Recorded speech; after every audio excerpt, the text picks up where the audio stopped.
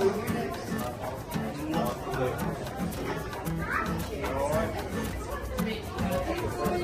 shapes, let's just do the crown jewels first. Go straight to the crown jewels, get that done first. That's the top tip of the day. Diyos ko, daming crowd. Oo, nakalumakad para nakukunan kita. Oo, daming crowd.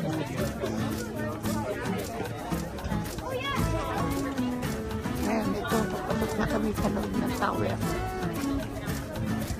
Ito na si Frida na una. Nasa loob kami ng tower. Ang daming tao. Papasok na kami ng tower.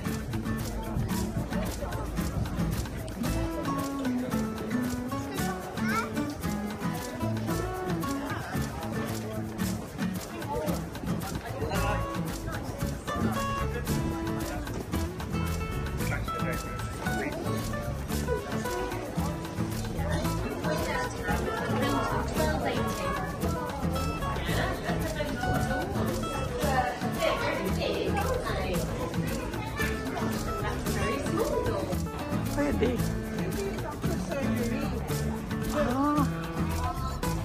Surgery nila.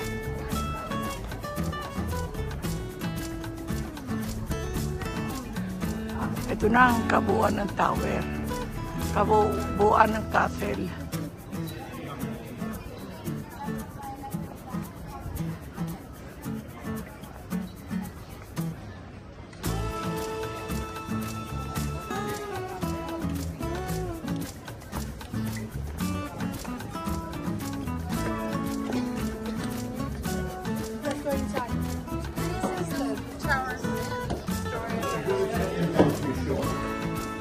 When you go there. I'm not going into any shops. Oh, lobby shops. They're rewarding, yeah. It will be, When you go there,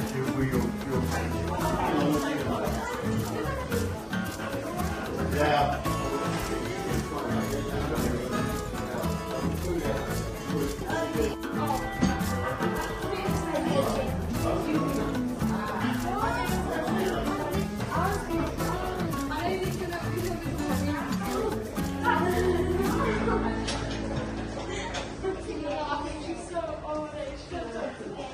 Ano yung kabila? Ano yung kabila? Make a couple. Roman gold bones. Wow! Goat bones are perfect for making a cute milk.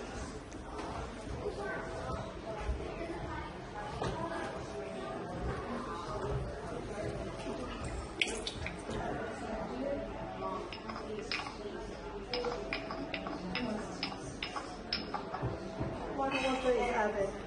Except when you mold and press them to make the couple.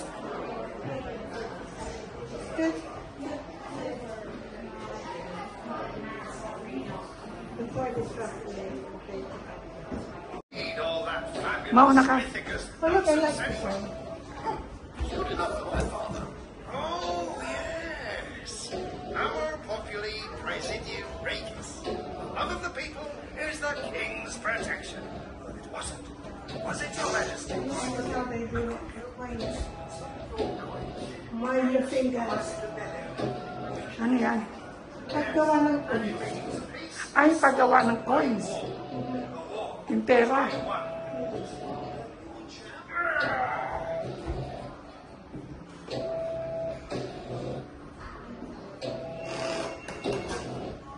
yan ganyan.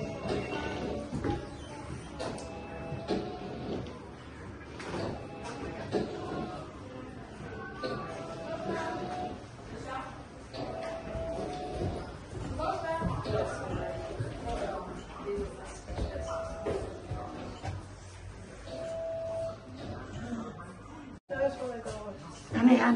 Yan yung mga way of nila. Kaya mana nila Ano, baka di na tayo makalabas dyan. Nakakatakot yung ginagawa mo dyan.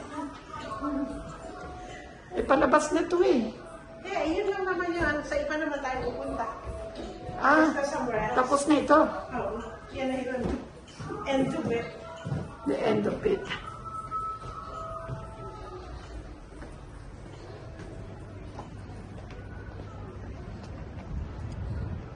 bro. Bawal na tayo. Wala na tayo.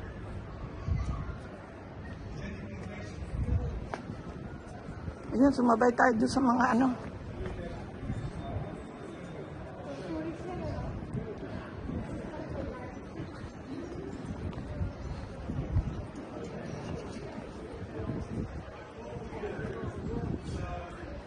Napakaganda pala nito. I'm a feature of Richard I. This building. It's about the only bit of Richard I left in the country. Richard had obviously been crusading. He'd seen Ano yan, Preda? towers that were built in Oh, bell tower. Ito yung bell tower. people who fighting the Saracens. They were way ahead when it came to things like that. We're still building square towers. They're all building That's the tower, ano, the tourist guide. corner of the wall. It's really, we call it a tower, but it's really towers. There's actually 22 separate towers here. The bell tower is just one of them. Originally, it contained a bell that we rung at the end of each day and told the prisoners who had the freedom of the tower had to go back to their cells. Today, when the bell is rung, it tells all the tourists they have to leave. But we're going to walk, so just be careful because it's a bit uneven underfoot. We're going to walk right the way through the arch down to where the toilets are. Busy at the top, I'll show you this.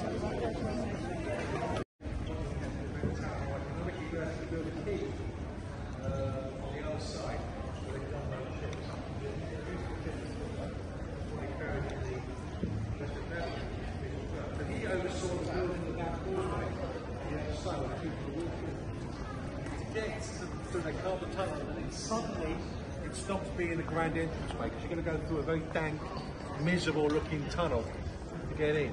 So the king stopped using it. They used an entranceway a little further up there.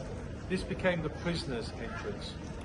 Most of the prisoners are political prisoners. Yeah, They punta ka committed ron. crimes, Yung mga received or real prisoner against the nung araw. king. Trying to escape. Because they're traitors, they're traitorous.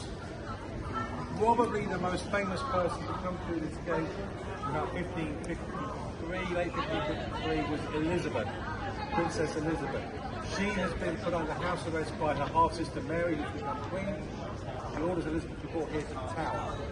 Elizabeth's mother, Anne Boleyn, was executed here. So obviously a nurse said to her, look, stay out here, it's more than you'll probably get a chill and die.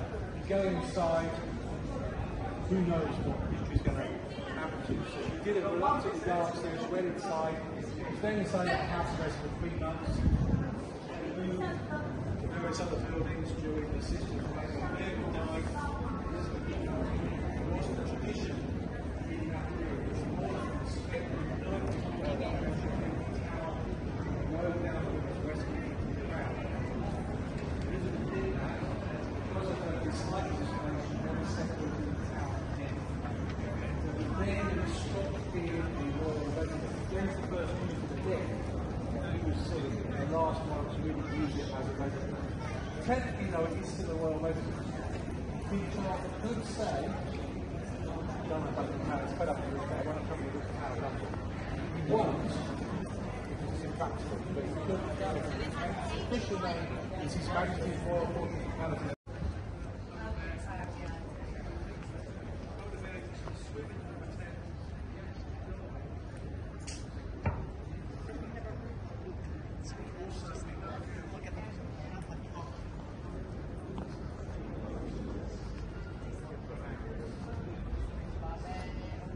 Punta tayo rito.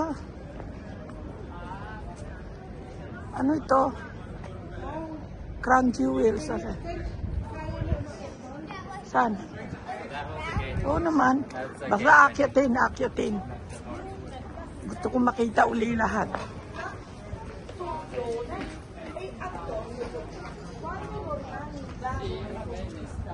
Portano questo stile di castelli che non si era mai visto, cioè era una roba incredibile, cioè arrivare a vedere un castello in questo stile era un messaggio propagandistico, no? Di potenza, di conquista, ma anche insieme a tutto poi dal 1072 alla conquista non so più, era molto sofisticato. A parte l'altezza influenza questa cosa è l'equivalente dello sciame degli altri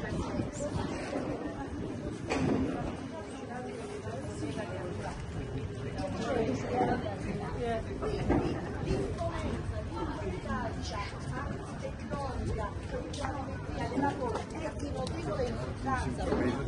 Li vedete sono malattia a nulla, quindi Because what she's got here is a wonderful view of Llangollen Castle building. There's a white tower, the central keep, built on its artificial hill, square tower. Notice a couple of things about it. Firstly, the entranceway, the door is on the second floor. In the event of an attack, you go inside, you burn down your wooden staircase. Museum in there, lots of armour, various other things, history of the tower, and it's a very narrow, winding staircase. Ayun ang London Tower, oh. Ayun. Doon ka banda, Reda. Ayan ang Tower of London.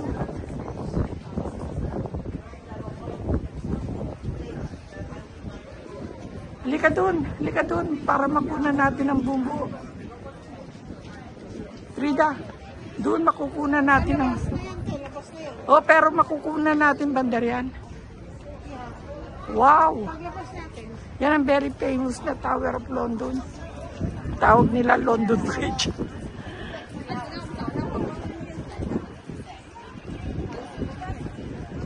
Kunan lang natin bandar rito. Ay, wow! Ay, wow! Wow talaga.